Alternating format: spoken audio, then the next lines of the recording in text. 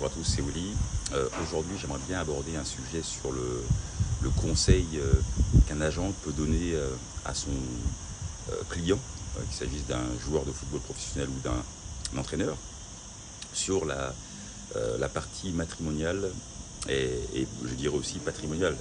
C'est-à-dire qu'aujourd'hui, les jeunes joueurs de football vont se marier assez rapidement, très tôt, avec parfois des choix qui peuvent être discutables sur le plan de la protection de ses revenus. Il y a une jurisprudence Hakimi qui a été très importante. Est-ce que l'agent de joueur doit conseiller sur la gestion financière et la relation patrimoniale que le joueur doit avoir avec sa future épouse? Ma réponse à moi est peut-être discutable, et oui. Pourquoi? Parce que les joueurs de football aujourd'hui sont des proies faciles, parce que ce sont des jeunes joueurs qui gagnent de l'argent très tôt et qui absolument veulent quelqu'un qui, voilà, ça peut être une influenceuse, ça peut être une chanteuse, ça peut être des gens de la télé-réalité. Le problème, c'est que parfois, ils ne voient pas que la personne peut être intéressée uniquement par son patrimoine. On l'a vu dans différents cas de figure. On prend l'exemple de Boniface, qui a fait un contrat de mariage et la femme a découvert le contrat de mariage et donc a décidé de ne pas l'épouser. Je pense qu'en tant qu'agent de joueur, ce n'est pas uniquement les transferts qui comptent, mais c'est également le conseil au quotidien.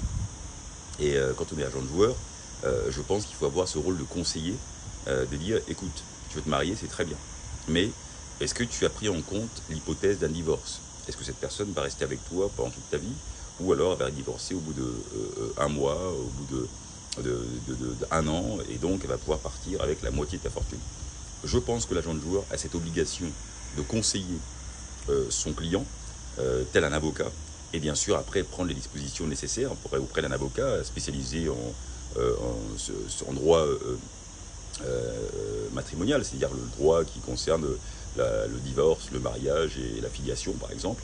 Et je pense que c'est quelque chose à ne pas négliger, parce que vous allez pouvoir protéger les intérêts de votre joueur, mais également conseiller le joueur sur l'investissement immobilier, car un joueur de football peut avoir accès à plus de crédit de la part des banques pour pouvoir acheter des biens immobiliers quasiment tous les 1 an ou 2 ans.